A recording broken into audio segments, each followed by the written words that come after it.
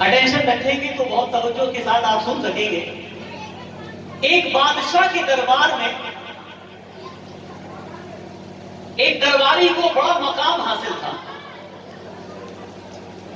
اور بہت سے درباری تھے ان کو وہ مقام حاصل نہیں تھا.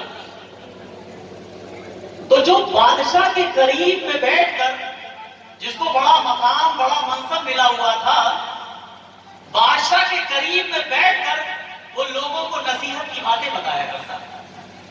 اے لوگوں، لوگوں سے بھلائی سے پیش آؤ اور برے آدمی سے بدلہ مت رکھو، برے آدمی سے برائی مت رکھو. وہ نصیحت کی باتیں کیا کرتا تھا. انہی درباریوں میں ایک شخص ایسا تھا، اس کی یہ شان کو دیکھ کر اندر ہی اندر جلنے لگا.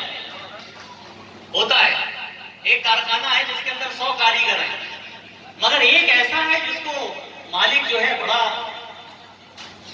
بھگت ہو رہی ہے.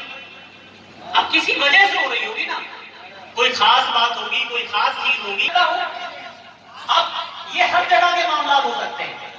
تو ایک درباری بڑا مقام حاصل رکھتا مگر ایک درباری اس سے جلنے لگا. اس کو نیچے کیسے لایا جائے؟ تو وہی ہوا کہ اس جلنے والے درباری نے ایک دن بادشاہ سے کہا کہ بادشاہ، آپ جسے اپنے پاس بٹھاتے ہیں یہ تو لوگوں سے کہتا ہے کہ بادشاہ کے منہ سے بدبو آتی ہے.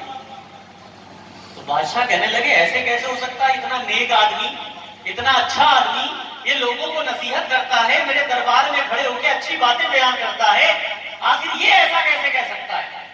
تو بادشاہ نے اس سے کہا کوئی پروف، کوئی نمونہ بتائیے، کوئی عمل، کوئی ایسا بتائیے کہ جس کی وجہ سے پتا چلے آپ جو بات کہہ رہے ہیں اس کا یقین کیسے کیا جائے.